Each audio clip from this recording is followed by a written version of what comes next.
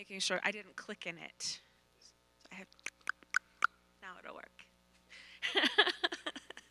If you weren't at the 10 a.m. service, we had some funniness with the microphones not working, and Dale said that you have to click into it, and then it will work.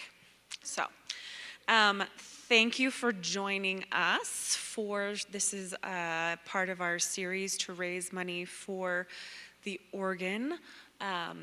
So, as I'm sure many of you are aware, most of the organ is original from 1967 and has not had anything done to it.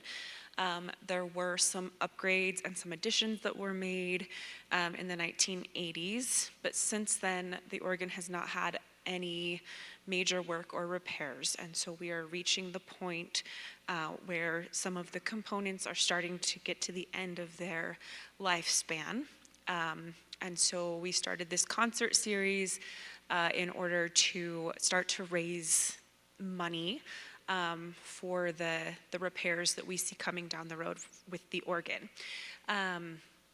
So today's concert is a little bit different because it is spoken word and not music. So we are very lucky that Pastor Dale is a gifted poet in addition to being a gifted pastor.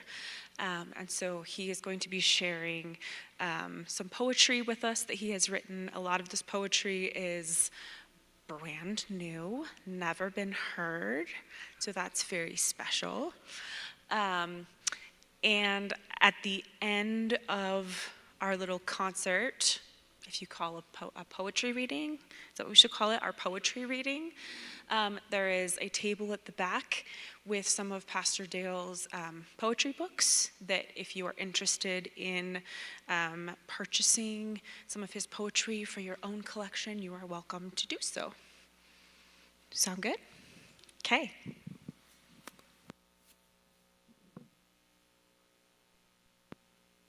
Oh my goodness. Well, I'm just so blown away by Dr. Shelby and her love for music and her proactiveness for the organ. And when I first came here and she told me all about it and she told me how important this was to her, I thought this is awesome that we could do these. I did not know she would ask me to do one. I thought that was a whole different deal. So this is really special to me, and I just want to thank you for allowing something I really love to be able to do this in a different way. I love church, and I love preaching, and I love people, but this is so nice for me to do it. So thank you for being here and being with us. So we're going to go on a little adventure with each other. I want to share with you 12 poems, and kind of what I want to do is just walk you through just a little bit about why poetry and sort of why, for the longest period, thousands and thousands of years, poetry was one of the first art forms. And it was communal. And so you would speak or share your poem in community, and we've really lost that in America. I don't think I have to tell you that poetry is not on the number one best-selling list anymore. However, what I love about poetry that I think is really important to know is just the musicality of words, how they sound coming off your lips to one another. I remember being a kid and always being amazed by that. My grandma would read to me over and over from the King James Bible, the Psalms. And I loved the sound of the Psalms. And I think I am a person of faith today because of the profoundness of my grandmother reading those Psalms to me and the cadences and the rhythms. And if you've ever read the Psalms, this is a book of faith. I mean, I don't know if people are reading it because it goes from the despair and doubt and fear and terror and horror to the highest of high of glory and majesty and phenomenon and wonder. And that's at the heart book of our Bible, right? This beautiful book of Psalms that has inspired generations of singer-songwriters and hymns. So it was first for me the musicality and the words. And my mom, while grandma focused on the Bible, mom focused on Shel Silverstein and the poems, like there's too many kids in the tub, there's too many elves to scrub. I just watched behind them, I'm sure it was mine. There's too many kids in the tub, right? You grew up with these poems that my mom would just read to me. And so I think that love for words was there. And the second thing about poetry, I think I was really interested in is the memorability. And, novels have a poetic element, don't they? It's just like, so, I like to think of it as poetry is closer to singing than prose. Does that make sense? So you have a sense of that, the way we use language. And so the memorability, when you say things poetically, you tend to it gets remembered easier, right? And I love that from a little kid about poetry, and I love it now, even in this sermon, when you can say things in ways that people remember. It's a good thing. And then I think what I love most about the way words work is the way poetry helps your imagination, invokes your imagination. And because we get stuck in a rut of imagining the world and imagining our lives and relationships in a certain way, but a phrase of poetry, what it does sort of in your neural pathways is knock you off just a little bit of the beaten path and allow you to see something new and fresh, to understand something you never understood before. I was pretty amazed watching the Super Bowl with my friend Dale back there at the halftime show, and we got an example of a real poet in Kendrick Lamar. And a lot of people, it's really hard to make poetry come alive in that stadium that he did, but you heard rhythms, didn't you? And you could see what he was doing with his words in that moment that were quite amazing. And poetry can challenge us in amazing ways. Think of Martin Luther King Jr.'s I Have a Dream. What a profound way he just took us all from the narrow confines of our neighborhoods to imagine what America could look like with black little boys and girls playing with white little boys and girls. Profound moment for us. And then I think the other thing about poetry is that I've done a lot of these readings at my friends who are singer-songwriters. They think they're being nice, and they're like, come, perform a poem at my little music thing. And what happens is that everyone right away is like locked onto the poem. Because a poem makes you kind of on the edge of your seat. It makes you kind of stand to attention because the language is different, isn't it? There's something about it that calls for attention. So I think it's those four things that make me love poetry. And I think, lastly, the work of my life is to help people see and experience God in new and fresh ways. And when we really study theology and what it means, this incredible experience with God, we need new language all the time, don't we? To encompass this incredible, great mystery that we experience through grief and despair, but also through the heights of ecstasy and love and wonder. And poetry is language that can help us think and experience God and life in new and fresher ways. So there's your Poetry 101. So now we're just going to do it. We're just going to have fun, and we're going to perform. And she's going to help me. Dr. Shelby's going to play on two of them, one at the beginning, one at the end. And then we're going to do 12 poems tonight. And I think my experience of like going to a lot of poem recitations, poem readings, I call them poem shows, is sometimes you can get overwhelmed by the quantity of words. Try, if you can, to lock on to what words are being spoken to you. If there's a theme, if there's something that, if there's a phrase that is unsettling, try to just let that play in your head or to feel the words into understanding them. Does that help a little bit? So we can get caught up in our Western American mindset of like, I got to understand everything. That probably won't happen, right? That's never happened to me, to understand everything in life, right? Okay, so, and I'll kind of just read a poem and then share with you kind of where it came from. Does that sound like a fun time to do together? Okay, this is my Blue Jay poem, and this just came from walking in the Rocky Mountain National Forest and watching this blue jay and trying to connect it to faith.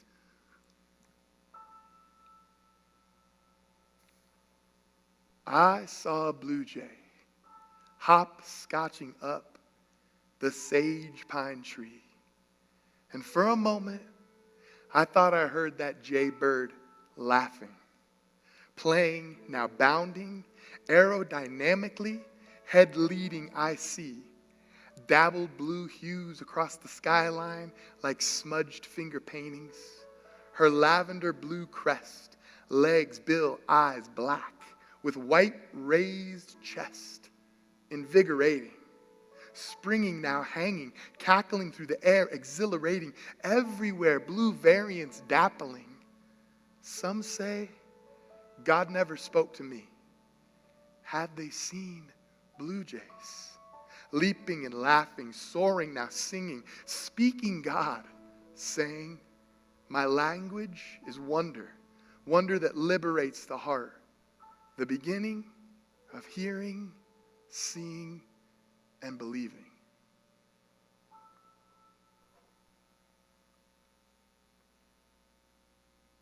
Thank you, Dr. Shelley. That was wonderful. That's so good. So the next one I wanted to read to you is called Living in Yesterday.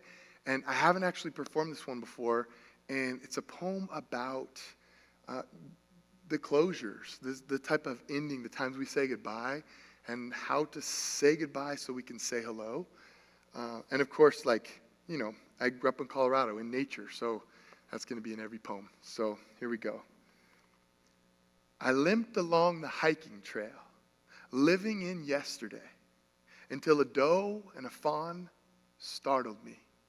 They sprang gracefully, bounding effortlessly, over wildflowers and rocks, through pine cones and thistles, landing and leaping inches from the head of an indifferent snake, cutting the switchbacks and ascending the mountains.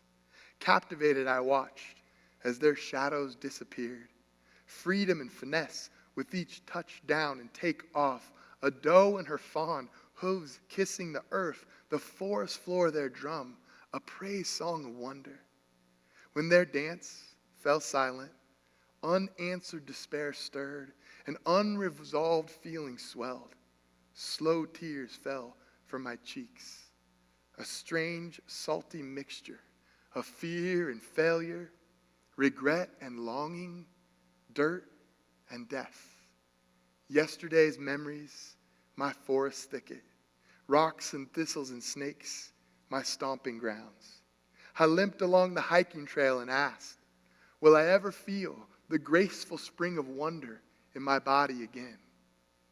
Then the song of the doe and the fawn resounded. Leap away from the past and free the people that wounded you. Leap toward the present and let the way of love ground you. Spring to your future, to the wonder of people and places, to the work that is waiting for you. Cut your own switchbacks and ascend.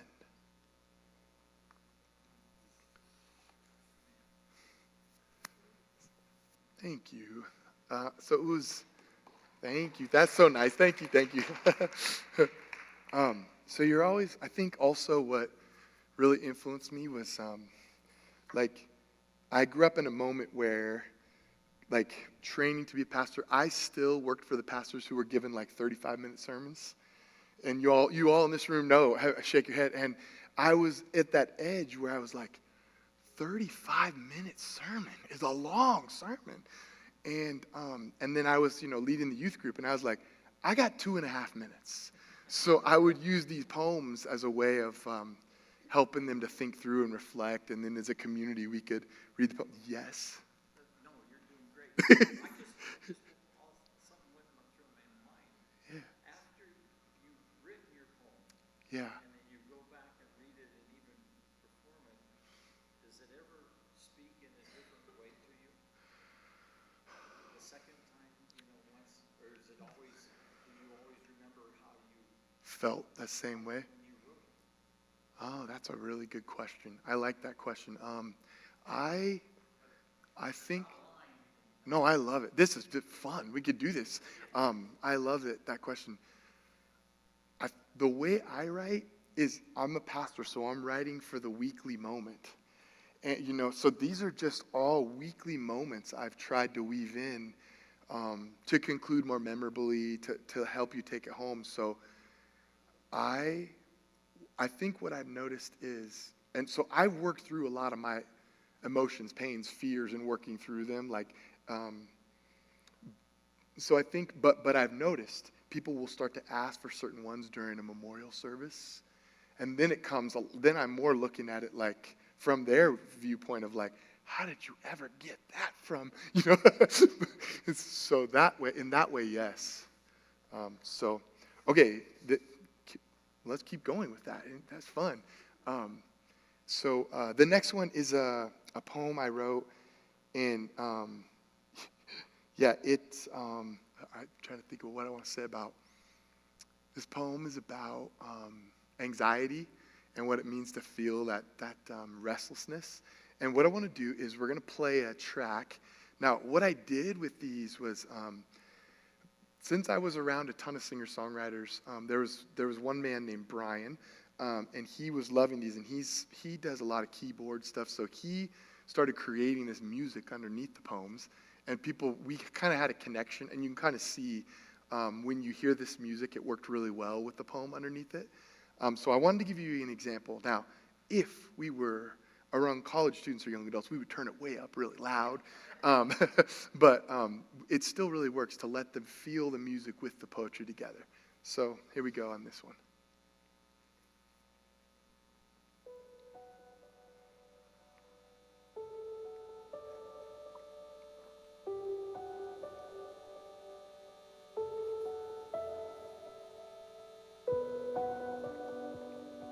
Anxiety woke me in the dark hours before morning. Raw wounds, buried fears, dormant dreams, kindling sparks within me. Anxiety woke me in the dark hours before morning. Why must I carry this branding scar? Grief is just love that blisters on the inside. She sighed. Bursting pain is the beginning of healing. He consoled. Everything rises must go through the fires of resistance. She insisted. Anxiety woke me in the dark hours before morning. My chest a forest fire. And we are fired into life with the madness that comes from the gods, Plato warned. And I couldn't bear the anguish, so I double knotted my shoes and ran. And I erupted with the dragon's fury as fresh air provoked my chest flame. Fumes of pain spewing into there and within me, rising again. Can anything ease this restless wildfire? I cried. And I saw the shimmering stars, and my legs stopped pumping. In the mountain sky, the stars sparkling, speckled across the dark horizon, stars sparkling. Their flickering stillness pulled me close. Flying spheres of fire spoke to my aching. Aren't we all burning diamonds passing? I prayed. Distant stars and human hearts, not so different, are they?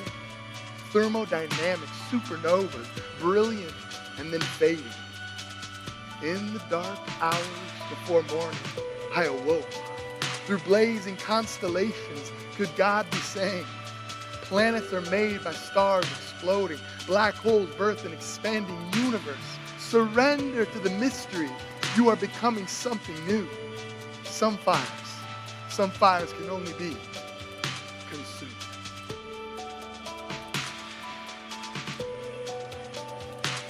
And then you can just let the track play out. Thank you. That means I rushed it just a little bit, but that's okay. Thank you.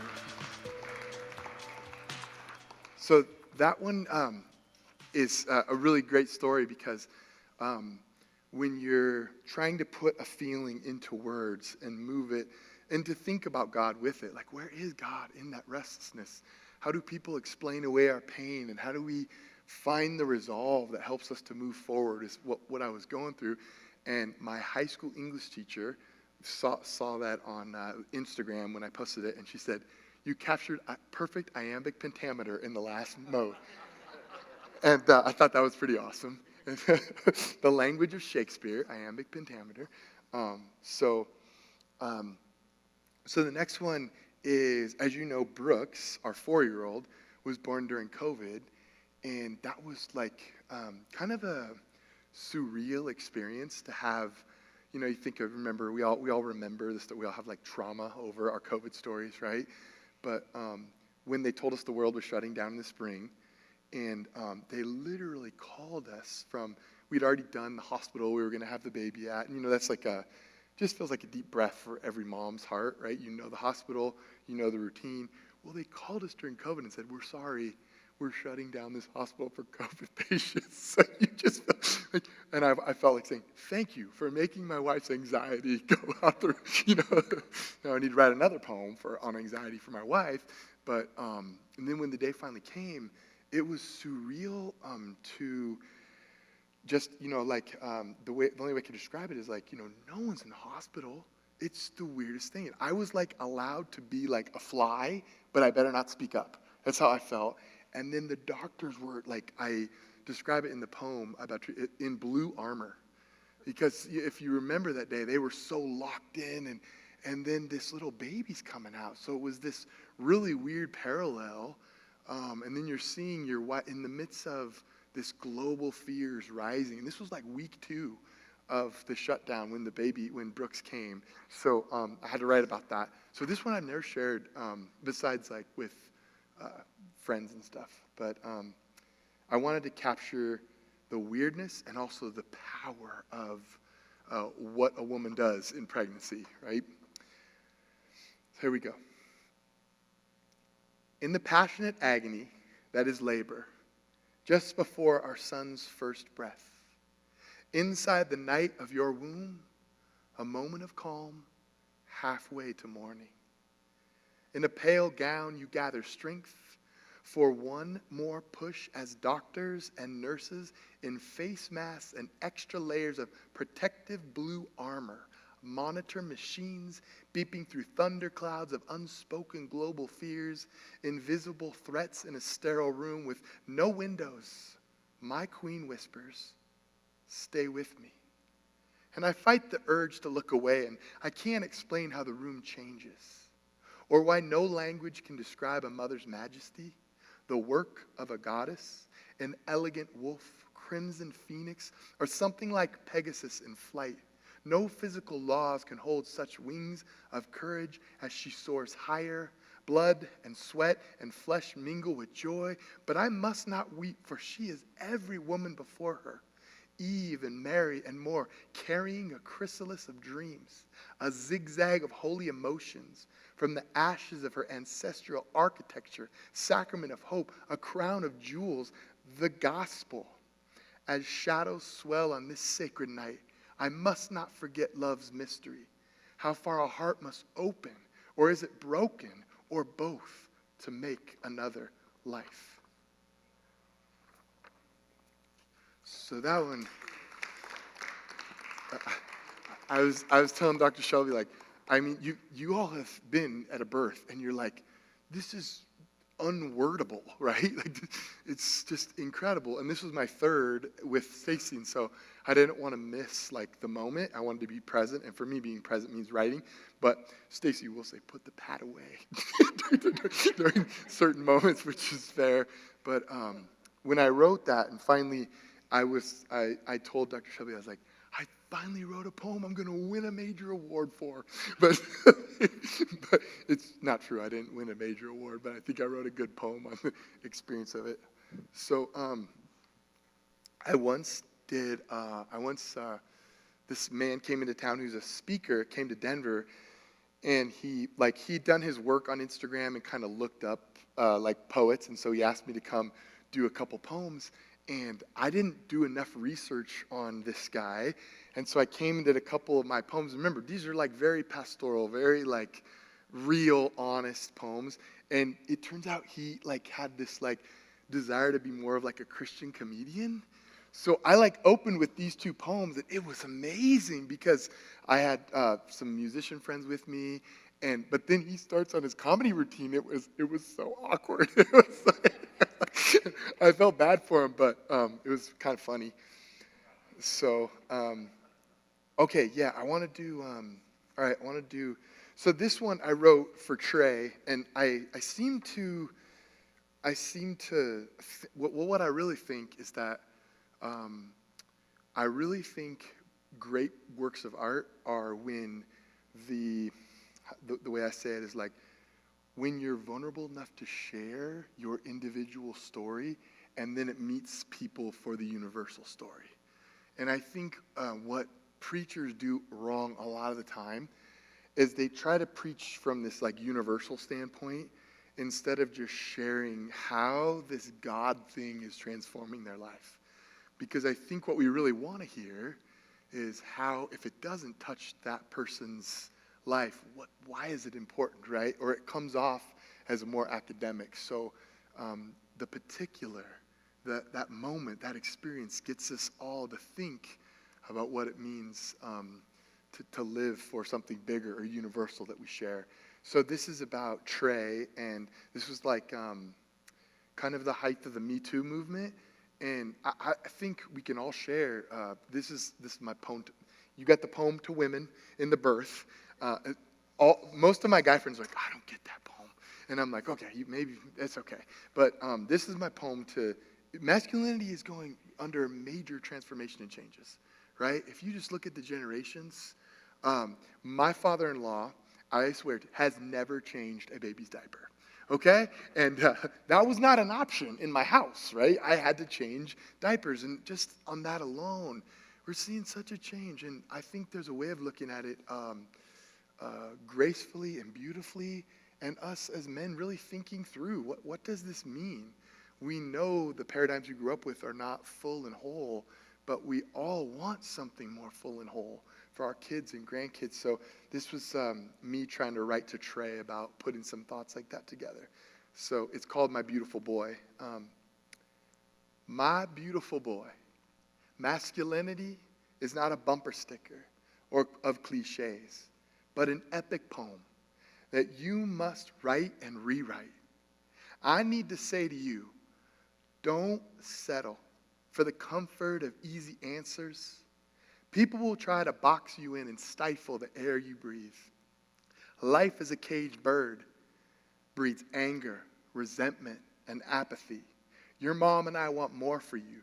Caged birds are not free. My beautiful boy, everything worthwhile is uncomfortable. Compassionate integrity requires great effort. And I need to say to you, don't settle for the comfort of easy answers. Some crown anger and condone male violence. Remember, you were stored into a current of history where to feel alive, the muscles of your body must learn when to resist and when to rest. Feel the winds of change. Trade your cage for wings and become a flesh and blood Eucharist. My beautiful boy, I won't always be here for you. The teeny fingers that I have held for 13 years are slipping from mine. And I need to say to you, with great passion and action, with 2 measures of tenderness, empower the breath and clay of your body to be a Eucharist with wings. Give and receive, nurture deep connections, break and bless, and live with the questions. Blessed is the man. Blessed is the man, my beautiful boy, who writes his story, who finds his strength through mountains and seas of vulnerable love. Oh.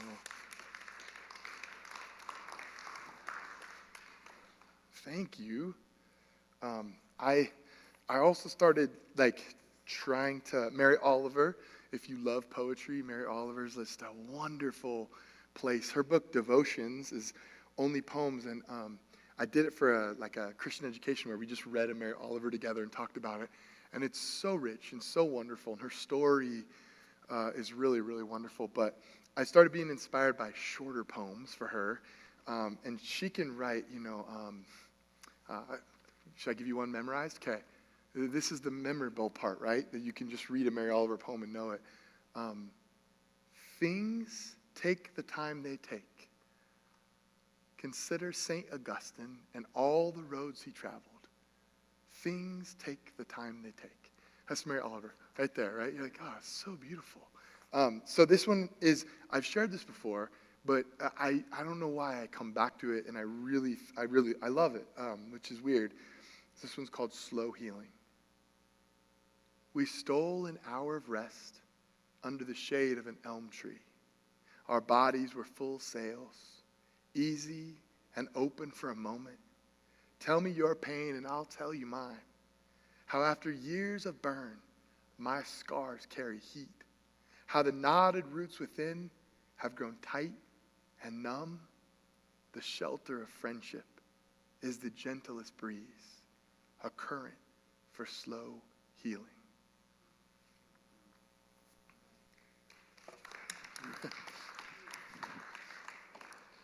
Thank you. You all are so nice. All right, so this one,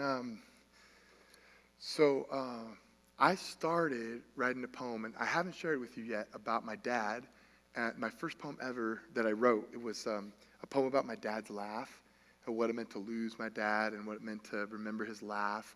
And it's really wonderful. I couldn't do it tonight because I don't know. I've been thinking about him lately, and so fast forward like 10 years. I've had a lot of people talk to me about that poem that I wrote about my dad, and I wanted another thing people were telling me about fatherhood and about men's life were there's a large group of friends in my life that told me my dad could never tell me he was sorry. And I was like pretty blown away. Is this a thing? And so I asked a lot of my friends, and it turns out it's not everyone's experience, but men typically have a hard time saying they're sorry for wrongs. And so I kind of, this is like maybe one of the only poems I made up. There's more fictional, kind of like combining a few different multiple stories. And I just wanted to play out that intergenerational, what happens when men can't say sorry, and to give us permission to be okay to say sorry. And then I don't know what it's been like for you, but my kids have been like the biggest source of my transformation and healing in my life. And it's such a weird thing because to say my daughter is my teacher, to say my sons have been my teachers, is really kind of a cool shift to make in our life, that young people teach us how to be more filled with wonder, how to ask more unreserved questions. And my son, my oldest son, it was like, you've got to grow up to raise a boy, right? Because they will test you with everything they have, right? So this is kind of trying to get at some of those issues. Comes out a little like a country song. I don't know why, but I don't know why that happens. It just happens. So here we go. The day of my first bike crash, me all black-eyed, bruised, and needing stitches. He all beer-breathed and tall. Toughen up, he insisted. The day of the championship, I dribbled right, then left, bated breath, and 2 seconds left, and shouts of joy when I scored the winning shot. But he didn't show and never called. Words like proud and well done, he never spoke. Words like I'm sorry, he never wrote. And what I wanted from him were tools he didn't own. And I promised myself I'd never be like my dad. I swore I wouldn't follow his steps. Live your life, bold, hard, proud, brazen, and unflinching. Man up, don't be sorry. His hollow laugh echoes in my head. The burdens of a father and a son, the gravity of history, skin and bones shouldering this story. And he died with his dried up commitments, left me with my root withering witherness, my root withering bitterness. And I wear my promise over my heart like a medal. I whisper, I'm not like you, over his grave. But I have his skin and bones, and I couldn't change. Tired from work, all distant and indifferent, my son all teary-eyed and lanky, you forgot to pick me up. And I waited for hours, seared from his accusation, the realization, a painful truth. I wasn't there when he needed me. And I'm terrified somehow I've become my dad. I'm terrified somehow I've become my dad. My body trembling, eyes low.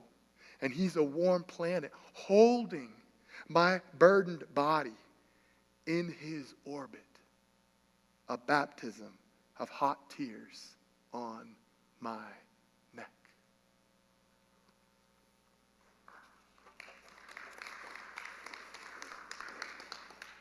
And I was trying to really get at how the family system, our family systems, and the love, and that there's that really wonderful phrase in the Bible that love covers a multitude of sins.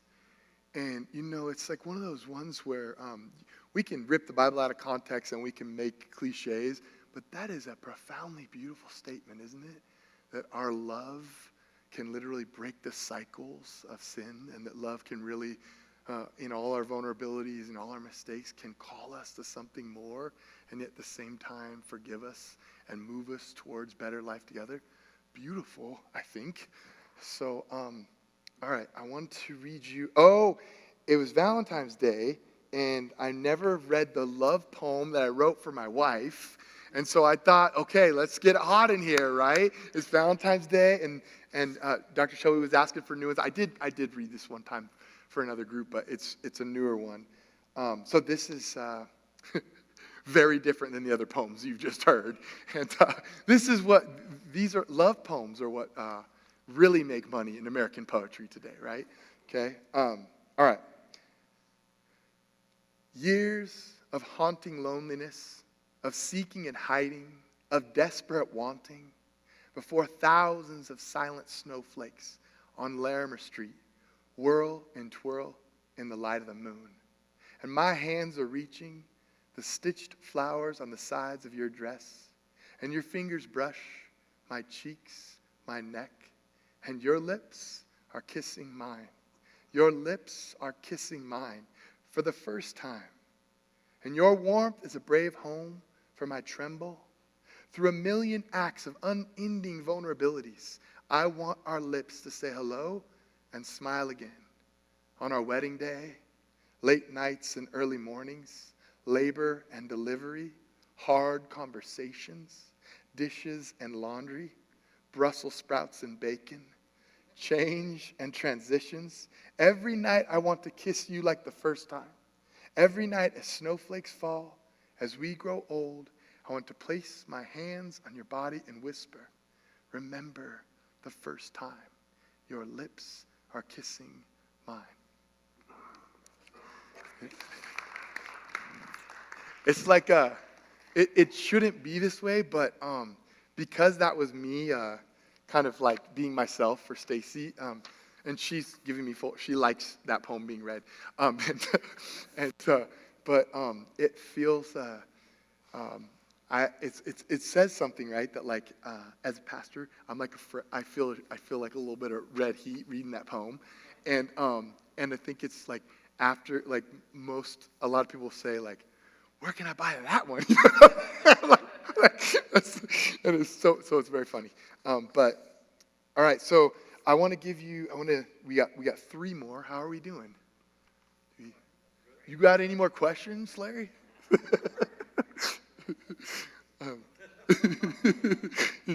I understand how that is. So we got 3 more, and I just want to thank you so much for listening. Really, really meaningful. Okay, so this is.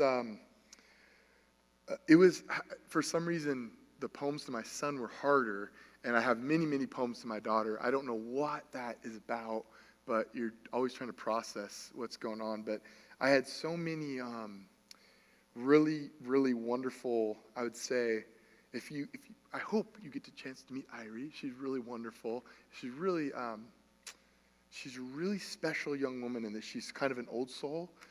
When she's just, wise beyond her years in a lot of ways. And I just had so many little moments with her that were just sweet, sweet dad moments. And I think I had brothers my whole life. That could be it. So I have 3 brothers, and it's always wild and crazy and smelly, and you know how boys are. And so having a daughter was so uncomfortable for me and new and wonderful that I have all these memories that I put into poems so that I never forgot them. One I'll just tell you that was so sweet is I coached both of their basketball teams, right? And when she was in 4th grade, we had this crazy wild triplet girls that were on the team. And the crazy wild triplet girls played soccer, and they just were like, you know how 4th grade basketball is. They just run around, like they run. Well, I was trying to get them to focus on this drill, and I sat down like crisscross applesauce style, right? And the 3 girls just directly sat into my lap, right? And it was like, they're sweet little girls at that time. And Irie just went over and pulled each one of them off, sat right in my lap, and said, "That is my dad." So that is Irie. Makes sense. So this was, I was thinking with her on, you trying to hand on what hard work and what grit is. So this poem is The Day the Training Wheels Came Off. You scraped your knee again and again the day the training wheels came off, and hot tears fell down your cool cheeks. Everything worthwhile requires great effort. Nothing you truly desire is ever easy. How many times did you crash before you learned to ride? Focus your attention with a mantra, I suggest. Repetition is the friend of greatness. Joy is the reward of practice. But maybe all I need to say is, daughter, you are stronger than scrapes and braver than scars.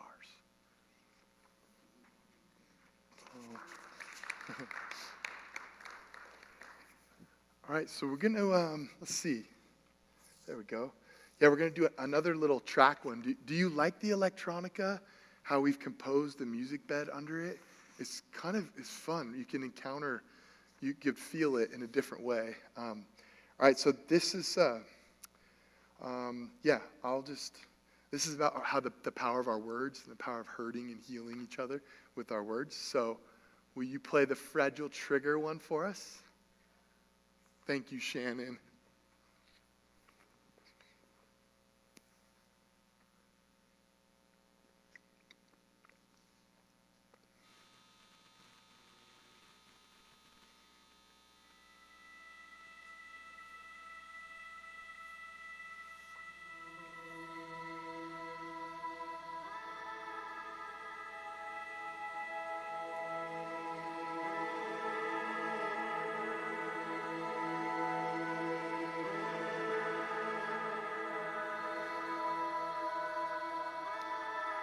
Before landmines displaced me, my world like first days in school, and my mom's warning unclear.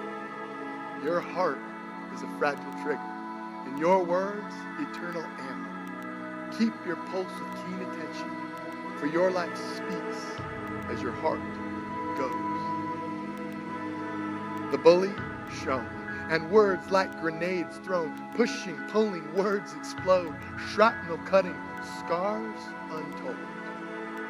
Between battles, grace is a distant echo, and my world is like hide and seek in the fog. A friend shouts, ready or not, your heart is a fragile trigger, and your words eternal ammo. Keep your pulse with keen attention, for your life speaks as your heart goes.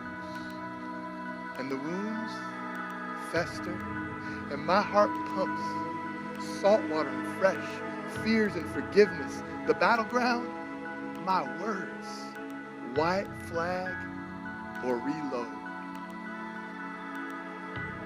And blooming flowers on landmines grow. And my world is like a pathway disclosed, the hero revealed, spirit close and healing flows, and my heart pumps new life from old. My words, steel-coated copper, turn garden tool. And the cloud of witnesses sings. Your heart is a fragile trigger, and your words eternal ammo. Keep your pulse of keen attention, for your life speaks as your heart goes.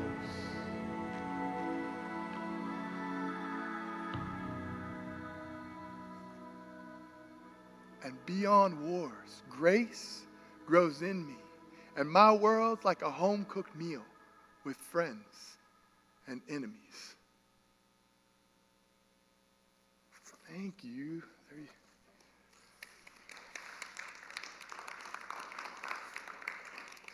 That obviously what came first in that poem was that this idea of keep your pulse with keen attention, for your life speaks as your heart goes. And so then when I couldn't get that out of my head, and I was working with it of like, how could I put that into a sermon? And then I just wrapped it around the story, just so that it remained memorable to us, was the idea of, and so that's where that was. So I'm going to share with you probably my last one that I haven't published this one yet, and it took me a long time to write this one. I had like little fragments of it, and it just kept not feeling right. And then I got invited to do some poems in New Orleans, and I was like, this is the time. You know, you set up these like epic failures for yourself, like, I will finish this poem. I will perform it in New Orleans. What could be more poetic than that, right? And I get to New Orleans, and they had me perform two. Luckily, one went good. The other was like, it's still not right. It's still not right. And then I figured out what I was doing, and it's just a couple things weren't working. Then when I got it, this is one that answers your question. This is one consistently that is asked to be read at memorials, and I never imagined it as being a part of a memorial. I imagined it speaking to why we care so much when things don't go our way. Wanting to, like, when we feel pain or when we ache or when we, that's actually because you care. And that's like actually to be celebrated, because, you know, we almost like apologize to each other for feeling sad or feeling care for someone. And so I wanted a poem to celebrate when you feel care for someone, is what I thought I was doing. Okay, and Dr. Shelby's going to play with me, yes. And this is the last poem. And thank you for being here. It's really neat, isn't it, to feel the movement of a large body of poems. Thank you. Honor.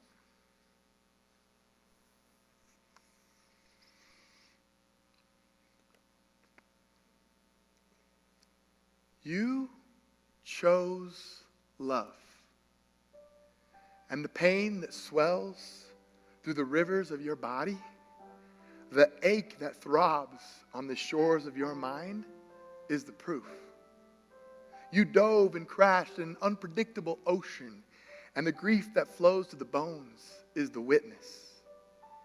And you are learning that this is love, to be tossed by the undercurrents of compassion and feel the anguish of others, to be moved by the peculiar waves of grace and taste the gritty salt water, to stand under a sky of mystery and receive as a gift the constellations.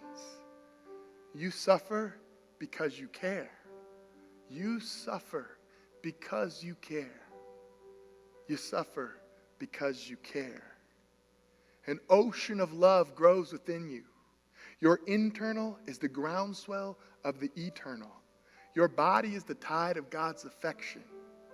And you are learning that love is a baptism, an immersion of self into the murky depths, clothed with nothing but prayer and presence and a simple hope that you can bless the life of another. And on the great horizon, your heart's compass is set, where the sun and moon kiss the water's edge, where everything belongs, where no one is alone. You are alive because you chose love. So sing and sink and sail again. Sing and sink and sail again.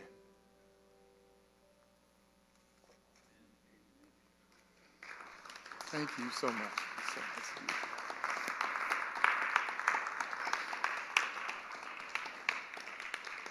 you. Well, thank you. Dale, yes. I was interested in the poem you wrote to your wife. A couple years ago, I wanted to do the same for my wife, but I'm not a poet. I'm fairly illiterate. So I went to ChatGPT and had it write me a love letter. How'd that turn out? Look at it and said, you didn't write this.